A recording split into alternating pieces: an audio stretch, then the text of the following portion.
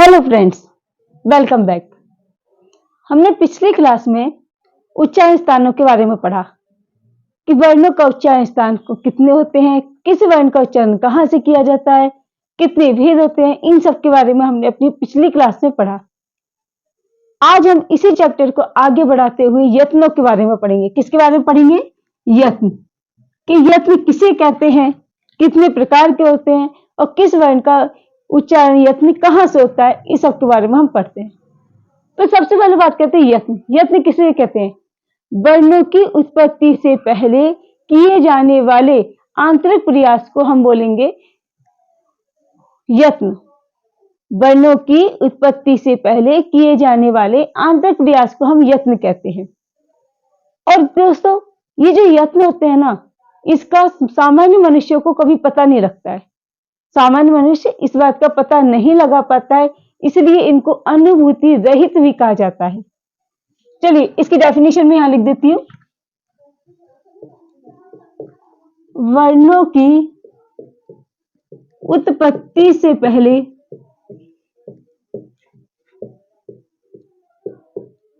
किया जाने वाला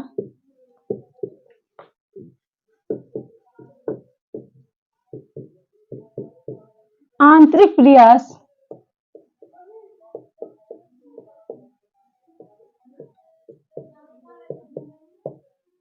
यत्न कहलाता है।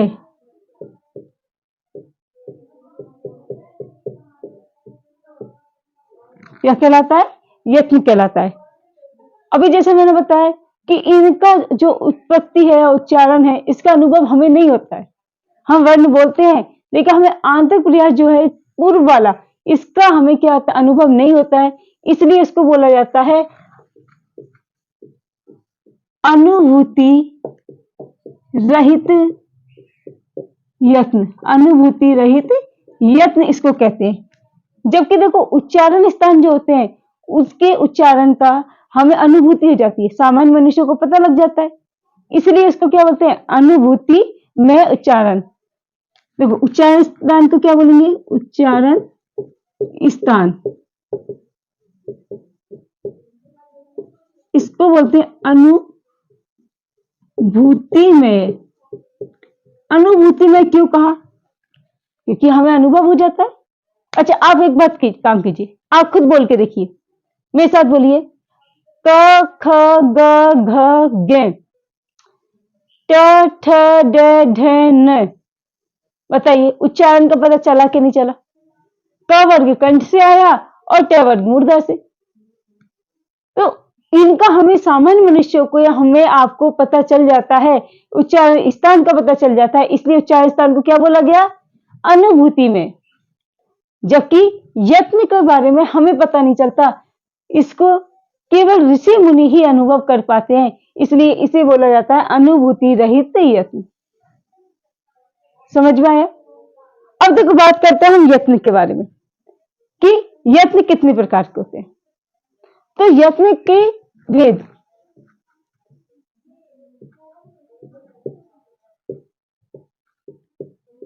यत्न दो प्रकार के होते हैं। यत्न को कितने भागों में बांटा गया है? दो में। कौन सा? आभ्यंतर और दूसरा होता है हमारा बाह्य यत्न। बाह्य यत्न, आभ्यंतर यत्न और बाह्य यत्न। आभ्यंतर यत्न किसे कहेंगे? वर्णों की उत्पत्ति से पहले किया जाने वाला आंतरिक प्रयास, अंदर का जो प्रयास है उसे बोलेंगे आभ्यंतर यत्न। देखिए, मैं लिख देती हूं। वर्णों की उत्पत्ति से पहले होने वाला प्रयास, होने वाला आंतरिक प्रयास। आंतरिक प्रयास, आंतरिक प्रयास जो होगा वो क्या होगा? आभ्यंतर यत्न। वर्णों की उत्पत्ति से पहले होने वाला आंतरिक प्रयास क्या कहलाएगा? आंतरिक यत्न। अब आंतरिक यत्न होते कितने? अब देखिए, आभ्यंतर यत्न। आभ्यंतर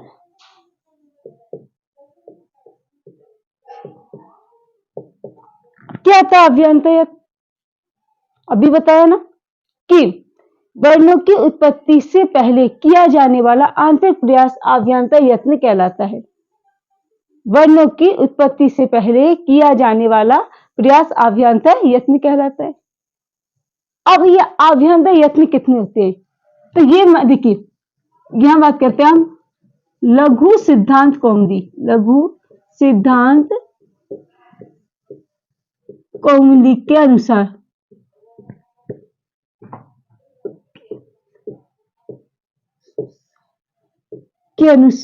5 होते हैं। कितने होते हैं? 5। किसके अनुसार? लघु सिद्धांत कौमुदी के अनुसार कितने होते हैं? 5। कौन कौन से? तो देखिए, सबसे पहले इन्होंने कहा स्पृष्ट। स्पृष्ट। दूसरा ईशत स्पृष्ट, ईषद विवृत। 4th नंबर पे इन्होंने बोला विवृत और 5th नंबर पे बोला समृत। इस तरीके से इन्होंने इसका क्या किया? वर्गीकरण कर दिया। किसका किया? अव्यंतर प्रयत्नों का। कितने प्रकार बताए? 5 प्रकार। कौन कौन से हुए? स्पृष्ट, ईषद स्पृष्ट, ईषद विवृत, विवृत और समृत।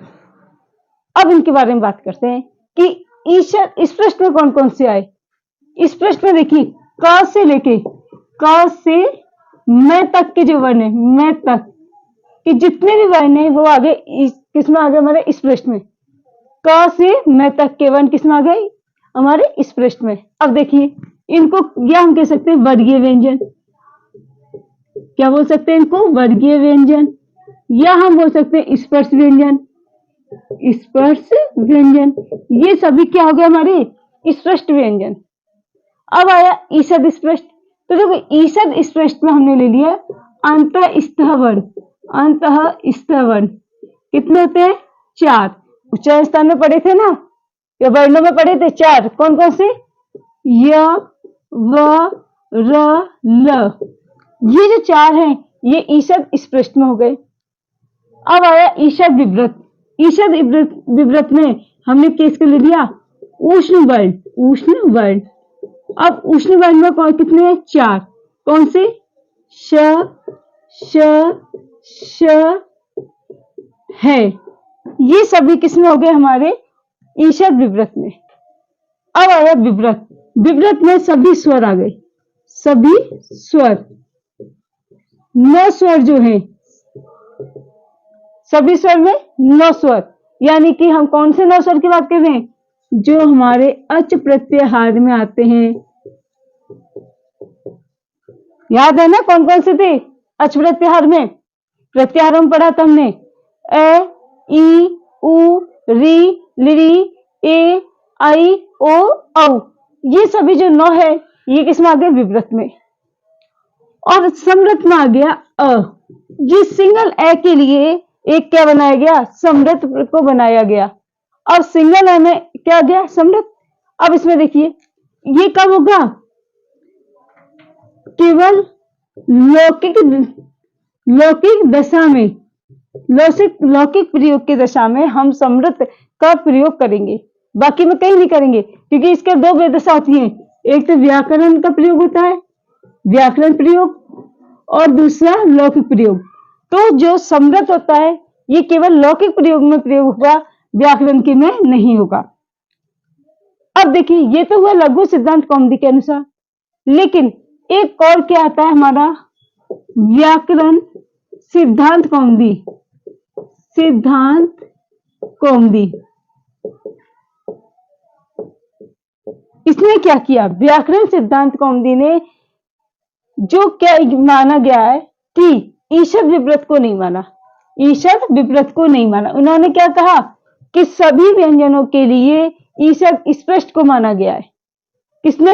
व्याकरण सिद्धांत कौमुदी ने ईषद विवृत को नहीं मान करके सभी वर्णों के लिए व्यंजन के ईषद स्पष्ट को ही मान लिया। तो यहां जो इसको माना गया है और इसको नहीं माना, तो व्याकरण सिद्धांत कौमुदी के अनुसार कितने हो गए?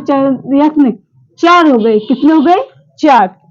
हमें ध्यान रखना है कि लघु सिद्धांत कौमुदी के अनुसार कितने हो गए? 5। और व्याकरण सिद्धांत कौमुदी के अनुसार 4 यत्न होते हैं। देखो, आप भी जानते हो, मैं भी जानती हूँ कि DSSB की वैकेंसी आ चुकी है और साथ में ही संस्कृत डिपार्टमेंट की भी वैकेंसी आ गई है। तो अब आप लोगों ने कमर कस ली होगी, और नहीं कसी है तो अब तैयार हो जाइए अच्छे से पढ़ने के लिए और सिलेक्शन लेने के लिए। मैंने पूरी कोशिश करती हूँ कि आपको कम से कम समय में ज्यादा से ज्यादा मैटर उपलब्ध करा सकूं। देखो, कई बार होता है, मैं भी जब पढ़ती हूँ, मैंने जब तैयारी की तो मैं यूट्यूब से जब पढ़ती थी उस टाइम मुझे बड़ी समस्या आती थी कि कोई भी वीडियो देखते, कुछ लंबे वीडियो होते थे और टाइम ज्यादा खराब होता, जितना हमारे पास टाइम नहीं होता। इसलिए मैं पूरी कोशिश कर रही हूँ कि आपको कम से कम समय में ज्यादा से ज्यादा नॉलेज प्राप्त हो और हर एक चीज बारीकी से आप तक मिले। इसलिए बिना वीडियो को स्किप किए आप अगर इसको देखोगे तो आपको इस टॉपिक से संबंधित या रिलेटिव जितनी भी चीजें हैं वो सब मिल जाएंगी। और अगर आप स्किप करोगे तो आपका पॉइंट कहीं भी छूट सकता है। इसलिए बिना स्किप किए आप इसको पढ़ना। अब देखिए, व्याकरण सिद्धांत कौमुदी के अनुसार 4 और लघु सिद्धांत कौमुदी के अनुसार कितने होते हैं? 5 होते हैं। व्याकरण सिद्धांत कौमुदी ने किसको नहीं माना? ईशद विव्रत को। अब देखो, समृत और विव्रत में क्या अंतर है? इन दोनों में अभी आपको बोलेंगे मैम इन दोनों में क्या अंतर है? इसमें सिर्फ इतना सा अंतर है, सभी स्वरों के लिए इन्होंने क्या किया? विव्रत को माना, लेकिन समृत को केवल लौकिक दशा में काउंट किया गया है, अदरवाइज कोई जरूरत नहीं है। यहाँ केवल लौकिक दशा में इसको समृत को इन्होंने माना है। तो इस प्रकार कितने हो गए हमारे आभ्यंत यत्न? कितने हो गए? 5। अब ये आपको याद हो गए होंगे कौन कौन से होते हैं। चलिए मेरे साथ बोलिए। स्पृष्ट, ईषद स्पृष्ट, ईषद विव्रत, विव्रत और समृत। ये आपके लिए बहुत इंपॉर्टेंट है। अब हम पढ़ेंगे बाह्य यत्नों के बारे में। किसके बारे में पढ़ेंगे आप? बाह्य यत्नों के बारे में।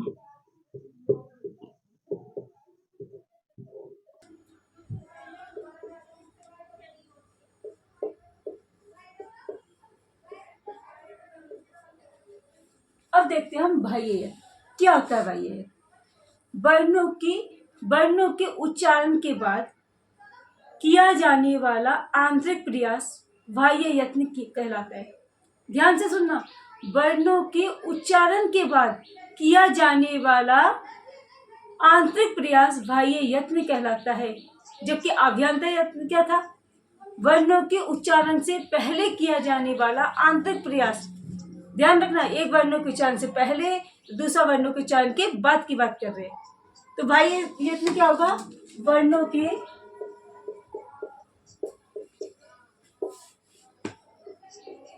उच्चारण के बाद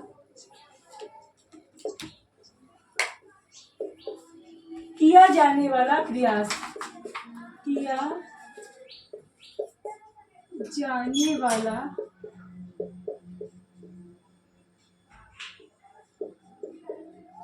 आंतरिक प्रयास।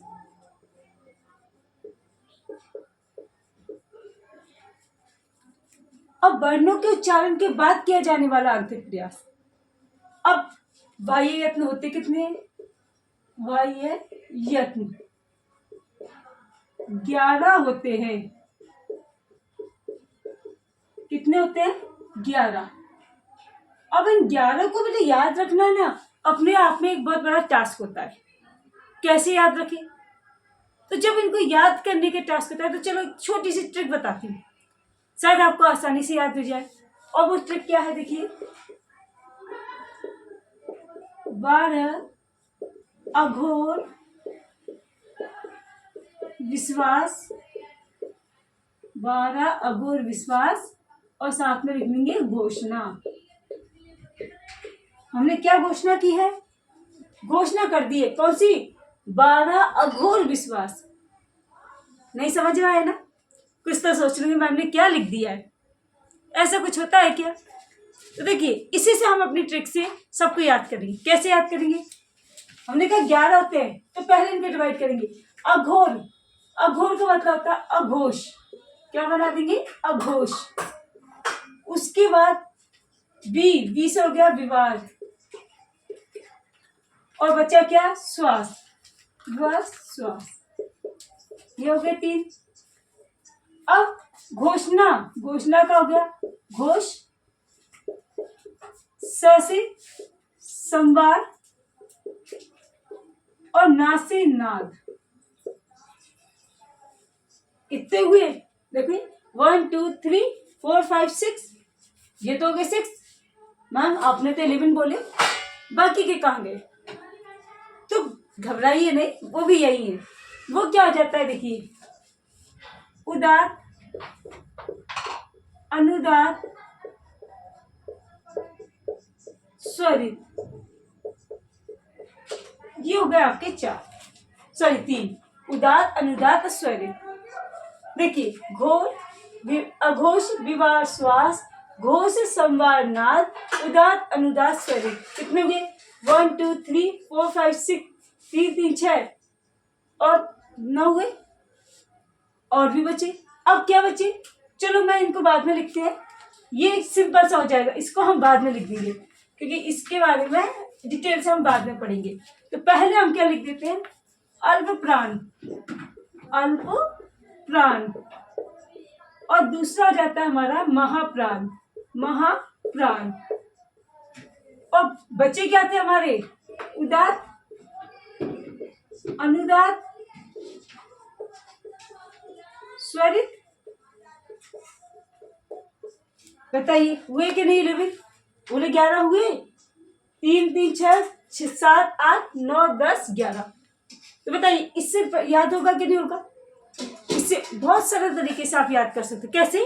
12 अघोर विश्वास घोषणा। भाई घोषणा कर दी गई है कि 12 अघोर विश्वास होता है। तो इनसे अघोर का मतलब अघोष, वी का विवार, श्वास से श्वास, घो से घोषणा, स से संवार, ना से नाद, फिर अल्पप्राण और महाप्राण। बाकी क्या हो गया, उदात्त, अनुदात्त, स्वरित। अब इसमें कैसे कैसे वर्ण आते हैं, किन किन वर्णों का ये माना गया, इसके बारे में देखते हैं। तो देखिए बेटा, यहाँ पर जो अघोष है यानी इसमें आ गया वर्ण का पहला दूसरा वर्ण, वर्ण का पहला दूसरा वर्ण। इसके बाद आ जाता है हमारा विसर्ग, अर्ध विसर्ग,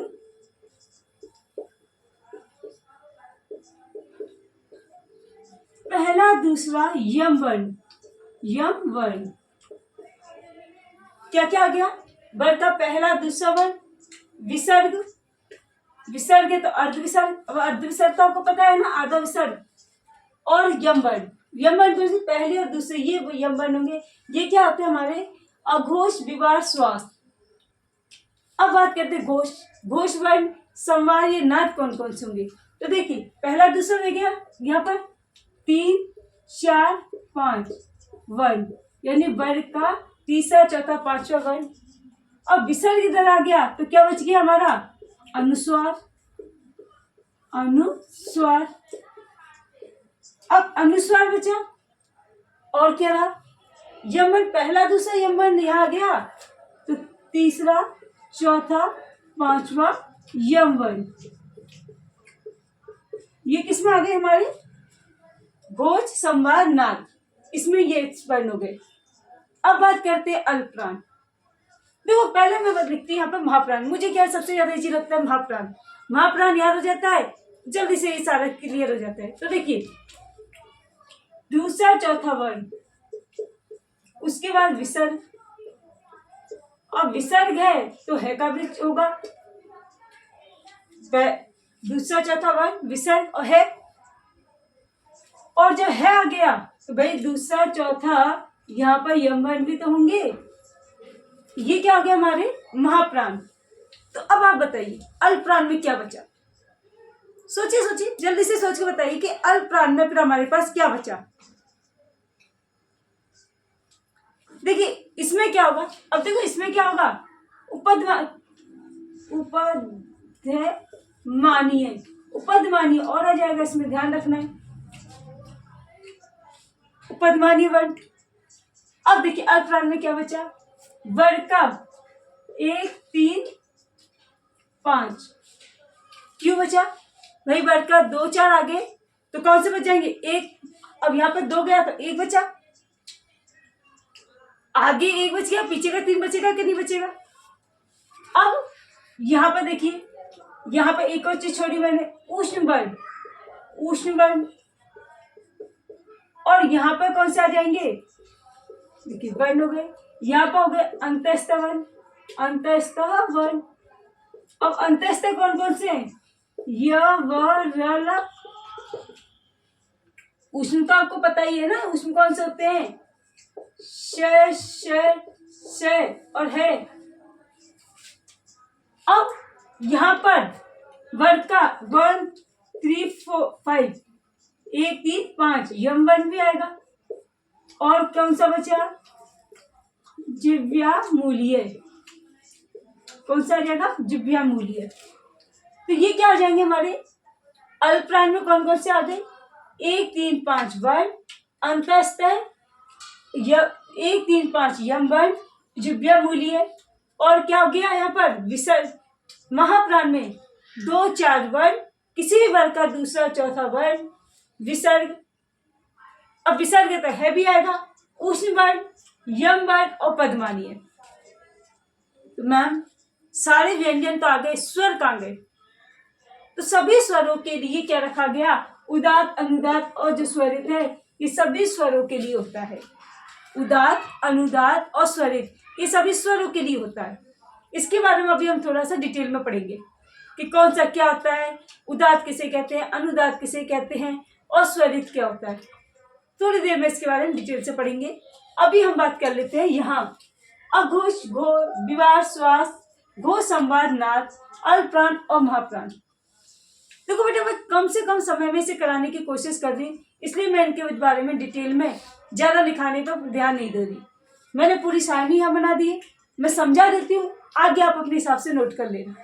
कि देखिए अब हम बोल सकते हैं कि सभी व्यंजन वर्णों के लिए, सभी व्यंजन वर्णों के लिए, व्यंजनों के लिए क्या हो जाए, व्यंजन के लिए 4 4 क्या हो जाएंगे, बाह्य यत्न होंगे। कितने होंगे, 4 बाह्य यत्न, 4 बाह्य यत्न। कैसे होंगे 4 बाह्य यत्न, सभी व्यंजनों के लिए। देखो अब हम बात करें वर्ण का पहला दूसरा वर्ण, विसर्ग, अर्धविसर्ग और यम वर्ण, इनके लिए 3 तो ये हो गए, अघोष, विवाह, श्वास। और एक कौन सा हो गया हमारा यहाँ पर अल्पप्राण और महाप्राण में से आ जाता है। तो ऐसे करके क्या हो गए 4 सभी व्यंजनों के लिए। और सभी स्वरों के लिए, सभी स्वर वर्णों के लिए क्या हो गए 3 बाह्य यत्न। अब 3 बाह्य यत्न कौन से होंगे, उदात्त, अनुदात्त और स्वरित। अब आपसे कोई भी कैसे भी क्वेश्चन पूछ ले, अगर आपको ये डायग्राम याद है ना, कोई कहीं से भी कैसा भी क्वेश्चन पूछ ले, आपसे अगर ये पूछ लिया जाए कि महाप्राण में कौन कौन से वर्ण होते हैं या कितने वर्ण होते हैं, तो देखिए महाप्राण कितना है 24 वर्ण। 24 का मतलब क्या हो गया, 24 वर्ण का मतलब है वर्ण का दूसरा और चौथा वर्ण। विसर्ग, अर्ध विसर्ग है, विसर्ग होगा तो अर्ध विसर्ग भी आ जाएगा। और उष्ण वर्ण, उपधमानीय, भाई मैं यहाँ भूल गई, अर्ध विसर्ग का भी होगा, अर्ध विसर्ग। आपसे पूछा जाए अल्पप्राण में कौन से होते हैं, तो वर्ण का पहला तीसरा पांचवा वर्ण, अंतःस्थ वर्ण, पहला तीसरा पांचवा यम वर्ण और जिह्वा मूल्य। क्या अगर आपसे पूछ लिया जाए क्या का बाह्य यत्न कौन सा है, निम्न में से क्या का बाह्य यत्न कौन सा है, तो देखिए बाह्य यत्न अगर इनमें से पूछ लिया जाए घोष, अघोष, घोष, अघोष, संवाद, नाद, तो क्या हो जाएगा अघोष। तो इस तरीके से हमारे जो बाह्य यत्न होते हैं वो सबसे सिंपल तरीके से एक सारणी के माध्यम से मैंने आपको समझाने की कोशिश की है। अब इसमें देखिए ट्रिक जरूर याद रखना, ये आपके बहुत काम आएगी। क्या है, 12 अघोर विश्वास घोषणा, कि हमारे द्वारा घोषणा कर दी गई है। क्या घोषणा की है, 12 अघोर विश्वास। 12 पे कभी विश्वास नहीं करना चाहिए। क्यों, 12 कैसे हैं, अघोष, विवाह और श्वास। चलिए एक बार मेरे साथ दोहराइए, 11 उच्चार स्थान कौन कौन से हैं। अघोष विवार श्वास, घोष संवार नाद, अल्प्राण महाप्राण, उदात अनुदात स्वरित। क्लियर यहाँ तक?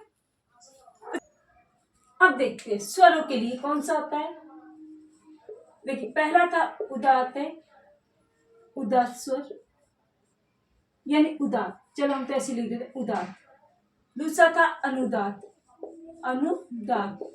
अब इस स्वरों के लिए है इसलिए हम ये स्वर भी लिख सकते हैं कि उदात स्वर, अनुदात स्वर, और कौन सा बच्चा हमारा स्वरित स्वर, स्वरित स्वर। देखिए मैंने भी आपको थोड़ी देर पहले बताया कि स्वरों के लिए 3 बाह्य यत्न होते हैं। 3 कौन से? उदात स्वर, अनुदात स्वर और स्वरित स्वर। अब ये उदात स्वर क्या होता है, देखिए इसके बारे में देखते हैं। इसके लिए एक सूत्र होता है उच्चई रुदात है, उच्चई रुदात है। उच्चई रुदात का मतलब क्या होगा? अपने उच्चारण स्थान के ऊपरी भाग में, के ऊपरी भाग में निष्पन्न,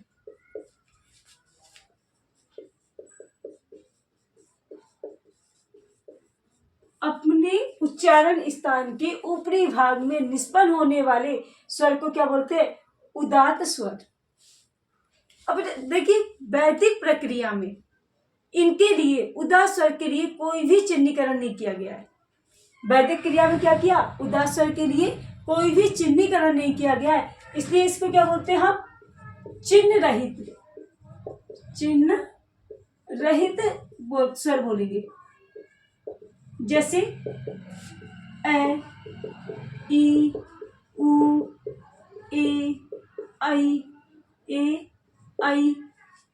तो इनमें कोई भी चिन्ह नहीं है। सामान्य तरीके से, सिंपल तरीके से जो लिखे गए हैं वो कौन से हो गए? उदात स्वर।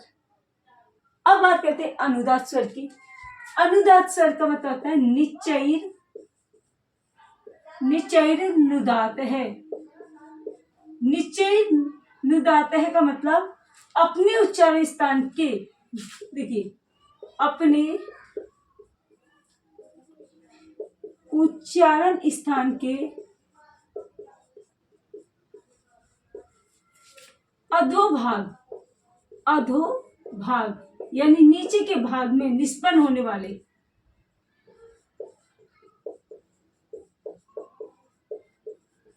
निष्पन्न होने वाले या उच्चारित किए जाने वाले, अपने उच्चारण स्थान के नीचे के भाग में जो उच्चारित किए जाते हैं वो कौन से हो गए? हमारे अनुदात स्वर।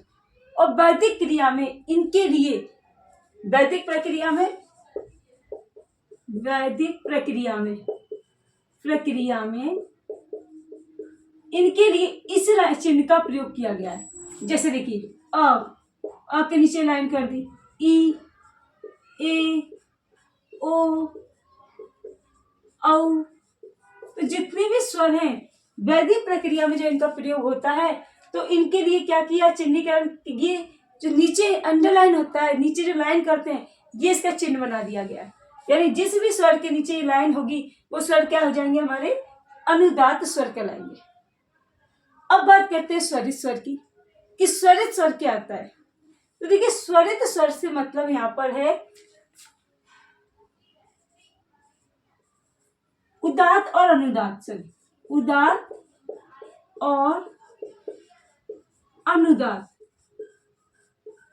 अनुदात के मध्य भाग में निष्पन्न होने वाली, के मध्य भाग में निष्पन्न होने वाले वर्ण, निष्पन्न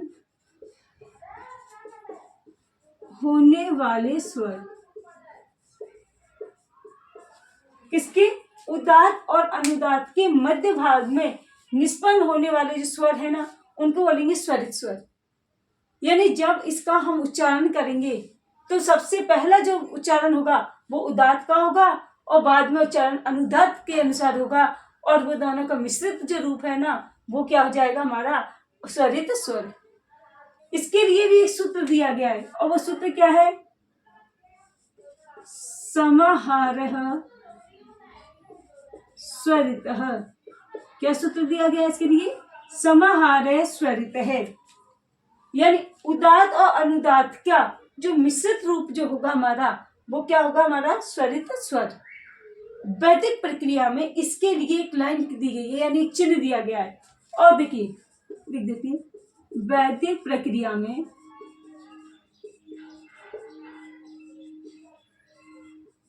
इसके लिए खड़ी पाई का चिन्ह दिया गया है, ये वाला चिन्ह दिया गया है। जैसे देखिए ए के नीचे ये लाइन कर दी, उ के नीचे आपका कर दिया लिरी, ये देखिए। या फिर हम कहते हैं ए ओ औ, जिस किसी भी वर्ण के नीचे ये खड़ी पाई का सिंबल दिया होगा, यानी ये चिन्ह दिया होगा, वो कैसे स्वर हो जाएंगे? स्वरित स्वर। तो देखिए सारे स्वरों के लिए आ रहा है, ये उदात्त, अनुदात्त, स्वरित, इनमें स्वर तो सभी आ रहे हैं। बस हमें ध्यान क्या रखना है इसमें कि उदात्त के लिए कोई भी चिन्ह नहीं दिया गया है। वैदिक प्रक्रिया में उदात्त के लिए कोई चिन्ह नहीं दिया और उसके लिए सूत्र दे दिया उच्चैर उदात्त है। वैसे अनुदात्त स्वर के लिए सूत्र क्या दे दिया? निचैर अनुदात्त है। और इसके लिए एक चिन्ह क्या दे दिया गया? नीचे अंडरलाइन। हर एक स्वर के लिए जिसके नीचे अंडरलाइन है वो क्या हो जाएगा? अनुदात्त स्वर। और स्वरित स्वर, इसके लिए क्या कर दिया गया कि खड़ी पाई का सिंबल दे दिया। सूत्र क्या दिया? समाहारः स्वरितः।